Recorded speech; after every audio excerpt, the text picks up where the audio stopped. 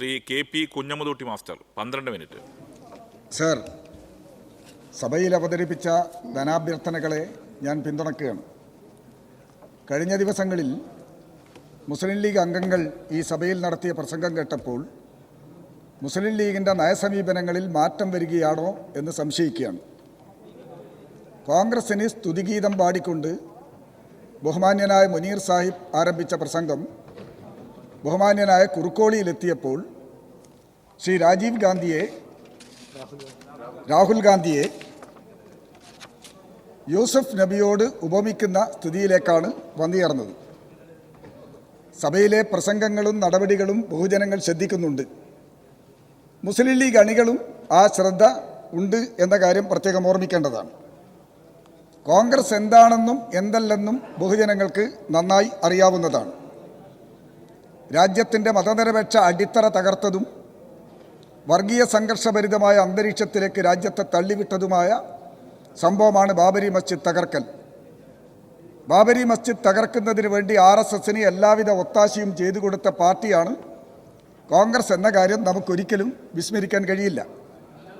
ഗുജറാത്തിലെ വംശഹത്യ നടക്കുന്ന കാലഘട്ടങ്ങളിൽ അതിനെതിരായി ശബ്ദമുയർത്തുന്നതിന് പകരം മൗനം അവലംബിച്ചുകൊണ്ട് മോദിയുടെ നടപടികളെ പരോക്ഷമായി പിന്തുണച്ച പാർട്ടിയാണ് കോൺഗ്രസ് എന്നും നമുക്ക് അറിയാം.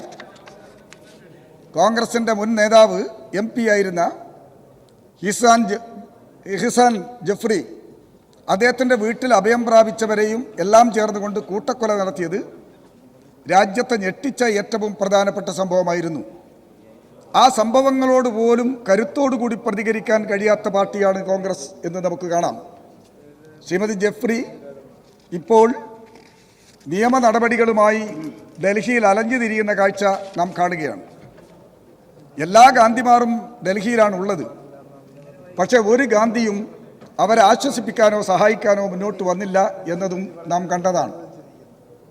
ഇതും നമ്മുടെ മുമ്പിലുണ്ട്. സമീപകാലത്ത് ഇന്ത്യൻ പാർലമെൻറ്റിൽ അവതരിപ്പിച്ച വിവിധ നിയമങ്ങളോട് കോൺഗ്രസ് എടുത്ത സമീപനവും നമുക്ക് കാണാം. കാശ്മീർ വിഭജനത്തെ കോൺഗ്രസ് എതിർത്തു. എന്നാൽ 370-ാം വകുപ്പ് നീക്കം ചെയ്തതിനോട് അനുകൂലമായ രൂപത്തിലുള്ള നിലപാടാണ് അവർ സ്വീകരിച്ചത്. പൗരത്വ ഭേദഗതി നിയമം, മുത്തലാഖ് നിയമം, ഏക സിവിൽ കോഡ് എന്നിവയിലെല്ലാം തന്നെ വ്യക്തമായ ഒരു നിലപാടുകൾ എടുക്കാൻ കോൺഗ്രസിന് കഴിഞ്ഞിട്ടില്ല എന്നതും നാം കാണേണ്ടതാണ്. കേരളത്തിലൊരു നയം, അഖിലേന്ത്യാ അടിസ്ഥാനത്തിലൊരു നയം, ഈ നിലപാടാണ് കോൺഗ്രസ് സ്വീകരിച്ച് മുന്നോട്ട് പോകുന്നത്. ഇങ്ങനെ സമീപനം സ്വീകരിക്കുന്ന കോൺഗ്രസിനെയാണ് യൂസഫ് നബിയോട് ഉപമിച്ചുകൊണ്ട് മുന്നോട്ട് പോയത് എന്നത് ഖേദകരമാണ് എന്നേ പറയാനുള്ളൂ. 5ാം മന്ത്രി വിവാദം നമ്മുടെ എല്ലാം മനസ്സിലുണ്ട്. UDFൻ്റെ കാലത്തുണ്ടായ മന്ത്രിസ്ഥാനം അനുവദിച്ചപ്പോൾ നൽകാൻ വകുപ്പില്ല. ഇറച്ചിവെട്ടുകാരനെ പോലെ തദ്ദേശ സ്വയംഭരണ വകുപ്പിനെ വെട്ടിമാറ്റിക്കൊണ്ട് നഗരകാര്യമെന്നും പഞ്ചായത്ത് കാര്യമെന്നും ഗ്രാമവികസനമെന്നും വെട്ടിനുറുക്കിയ കാര്യം നാം കണ്ടതാണ്. 1ാം പിണറായി സർക്കാർ അധികാരത്തിൽ വന്ന ഘട്ടത്തിൽ വിഭജിക്കപ്പെട്ട തദ്ദേശ സ്വയംഭരണ വകുപ്പിനെ മുഴുവനും കൂട്ടിയോജിപ്പിച്ച് സുശക്തമായ ഒരു വകുപ്പാക്കി മാറ്റി ഒരു മന്ത്രിയുടെ കീഴിൽ ഭരണച്ചുമതലയിൽ കൊണ്ടുവന്നതും നാം കണ്ടു. 2ാം പിണറായി സർക്കാരിൻ്റെ ഭരണകാലത്ത് ഏകീകൃതമായ സിവിൽ സംവിധാനം കൊണ്ടുവന്നുകൊണ്ട് മുന്നോട്ട് പോയ കാര്യവും നമുക്കറിയാവുന്നതാണ്. ഇന്ന് ഇന്ത്യ രാജ്യത്തെ ഏറ്റവും സുശക്തമായ തദ്ദേശ സ്വയംഭരണ സംവിധാനമായി കേരളത്തിലെ തദ്ദേശ സ്വയംഭരണ വകുപ്പ് മാറിയിട്ടുണ്ട് എന്നത് അഭിമാനകരമാണ്.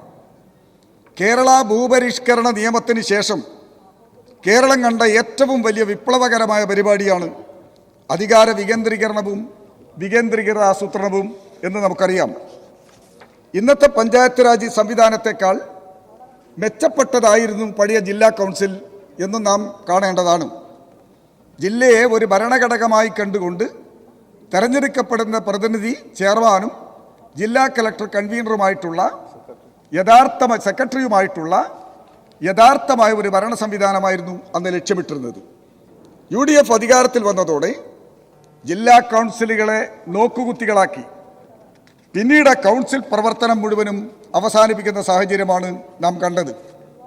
പലപ്പോഴും അധികാര വികേന്ദ്രീകരണത്തിൻ്റെ അതിൻ്റെ അപ്പോസ്തലന്മാരായി കോൺഗ്രസ്സുകാർ അവകാശവാദം ഉന്നയിച്ചു വരുന്നതും നാം കണ്ടിട്ടുണ്ട്. ബഹുമാന്യനായ രാജീവ് ഗാന്ധി പാർലമെന്റിൽ കൊണ്ടുവന്ന ഭരണഘടനാ ഭേദഗതിയെ ഇടതുപക്ഷം എതിർത്തു എന്നും ഈ സഭയിൽ തന്നെ ചില ഘട്ടങ്ങളിലൊക്കെ ഉയർത്തിയതും നാം കേട്ടിട്ടുണ്ട്. യഥാർത്ഥത്തിൽ അധികാര വികേന്ദ്രീകരണം ലക്ഷ്യമിട്ടുകൊണ്ട് അന്ന് കൊണ്ടുവന്ന ബില്ലിൽ അധികാര കേന്ദ്രീകരണത്തിൻ്റെതായ ചില വകുപ്പുകൾ ഉണ്ടായിരുന്നു എന്ന വസ്തുത പലപ്പോഴും മറച്ചുവെക്കുകയാണ് ചെയ്യാറ്.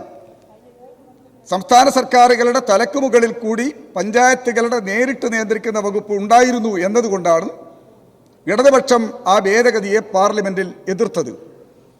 ഇടതുപക്ഷത്തിന്റെ എതിർപ്പ് ശരിയായിരുന്നു എന്ന് പിന്നീട് വന്ന ഭേദഗതികൾ വ്യക്തമാക്കുകയും ചെയ്തു.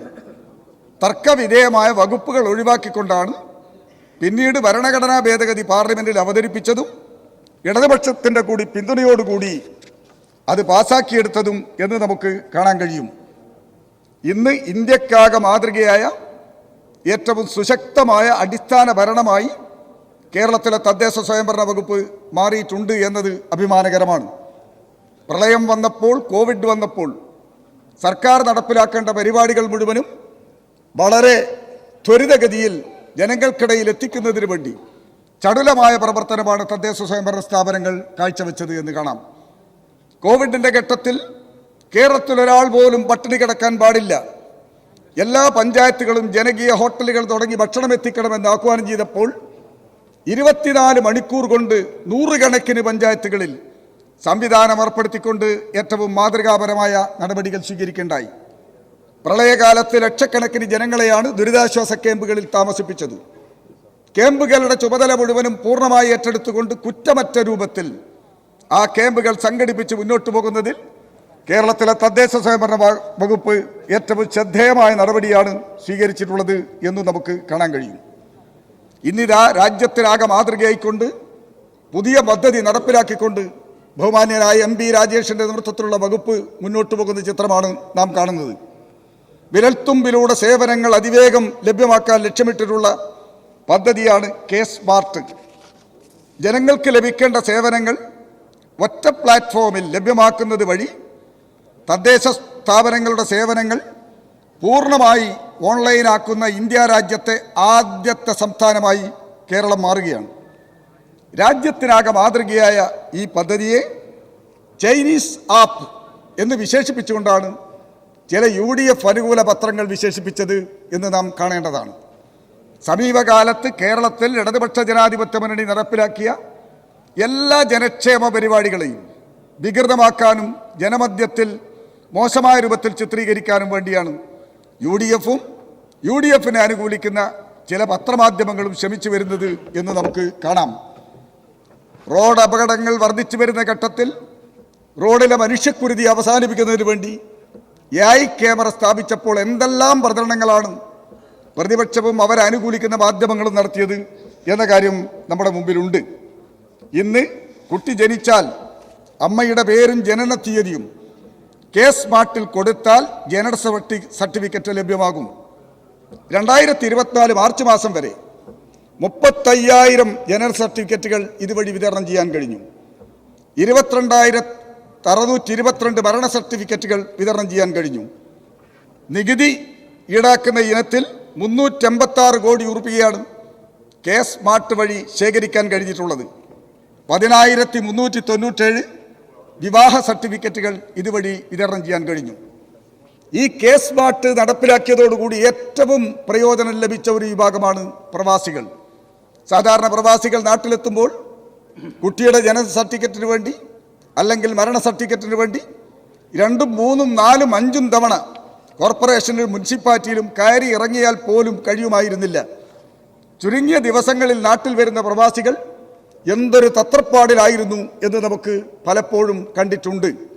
ഇന്ന് പ്രവാസികൾക്ക് അവരുടെ നാട്ടിൽ അവർ പ്രവൃത്തിയെടുക്കുന്ന സ്ഥലത്തു നിന്ന് തന്നെ അവർക്ക് സർട്ടിഫിക്കറ്റ് ലഭിക്കുന്ന സൗകര്യം ഇപ്പോൾ ലഭ്യമായി എന്നത് അങ്ങേറ്റം അഭിമാനകരമാണ് എന്ന് ചൂണ്ടിക്കാണിക്കാൻ ആഗ്രഹിക്കുകയാണ്. K-സ്മാർട്ട് മറ്റ് സംസ്ഥാനങ്ങളും മാതൃകയാക്കാണ്. കർണാടക സർക്കാർ നടപ്പിലാക്കാനുള്ള ധാരണാപത്രം ഒപ്പിട്ട് കഴിഞ്ഞു. സമീപകാലത്ത് കർണാടകയിലെ ധനകമ്മീഷൻ അധ്യക്ഷൻ ഡോക്ടർ C. നാരായണസ്വാമി പറഞ്ഞ കാര്യങ്ങൾ നമ്മുടെ എല്ലാം ശ്രദ്ധയിലുണ്ട്.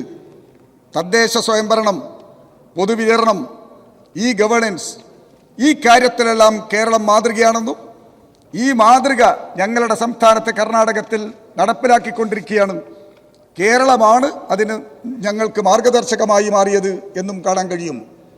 കെ സ്മാർട്ടിൻ്റെ വിമർശകന്മാർക്ക് ഇതൊക്കെ പരിശോധിച്ച് മനസ്സിലാക്കാവുന്നതേ ഉള്ളൂ. കേരളം നേരിടുന്ന ഏറ്റവും വലിയ ഭീഷണിയാണ് കരമാലിന്യ സംസ്കരണം. മാലിന്യ സംസ്കരണ സംവിധാനത്തിൽ LDF സർക്കാർ കൈവരിച്ച നേട്ടങ്ങൾ ഒട്ടനവധിയാണ് എന്ന് നമുക്ക് കാണാം.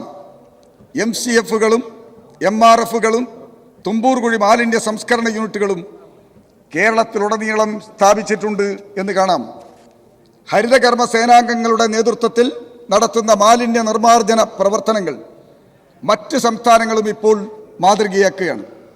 ഇത്തരത്തിൽ അജൈവ മാലിന്യം ശേഖരിച്ച് സംസ്കരിക്കുന്നതിന് രൂപീകരിച്ച ക്ലീൻ കേരള മിഷൻ കഴിഞ്ഞ 4 വർഷത്തിനിടയിൽ 17.65 കോടി രൂപയാണ് ഹരിതകർമ്മസേനകൾക്ക് നൽകിയത് എന്ന് കാണാൻ കഴിയും. എന്തുമാത്രം വിജയകരമായൊരു പദ്ധതിയാണെന്ന് ഇതോടുകൂടി മനസ്സിലാക്കാൻ കഴിയും. നഗരപ്രദേശങ്ങളിൽ കാലാകാലമായി കെട്ടിക്കിടക്കുന്ന കരമാലിന്യ നിർമ്മാർജ്ജനത്തിനായി കേരള കരമാലിന്യ പരിപാലന പദ്ധതി നടപ്പിലാക്കുകയാണ്. ഇത്തരം സ്ഥലങ്ങളിൽ ബയോ മൈനിങ് ഉൾപ്പെടെയുള്ള സംവിധാനങ്ങൾ ഏർപ്പെടുത്തി കരമാലിന്യങ്ങൾ വേർതിരിച്ച് പ്രസ്തുത പ്രദേശങ്ങൾ മറ്റ് ജനോപകാരപ്രദമായ പദ്ധതികൾക്ക് വേണ്ടി ഉപയോഗിക്കാൻ കഴിയുന്ന സാഹചര്യവും ഇപ്പോൾ വന്നിരിക്കുകയാണ്. 1/4 നൂറ്റാണ്ട് പിന്നിട്ട കുടുംബശ്രീ ലോകപ്രസിദ്ധമാണ്. LDFന്റെ ഭരണകാലം കുടുംബശ്രീയുടെ സുവർണകാലമാണ്. കുടുംബശ്രീയെ തകർക്കുന്നതിന് വേണ്ടി ജനശ്രീ കൊണ്ടുവന്ന കാര്യം നാം ഓർമ്മിക്കേണ്ടതാണ്. എന്റെ പ്രിയപ്പെട്ട UDFകാരെ, ജനശ്രീയുടെ സ്ഥിതി ഇപ്പോഴെന്താണെന്ന് ഒന്ന് വിശദീകരിച്ചാൽ നല്ലതായിരുന്നു. മുംബൈയിലെ ഡബ്ബാവാലകളുടെ പ്രവർത്തനം ലോകപ്രസിദ്ധമാണ്. ഇതേ മാതൃകയാക്കിക്കൊണ്ട് കുടുംബശ്രീ നേതൃത്വത്തിൽ സുരക്ഷിതവും രുചികരവും വിഷം കലരാത്തതുമായ ഭക്ഷണ പദാർത്ഥങ്ങൾ ഓഫീസുകളിലും മറ്റും എത്തിക്കുന്നു.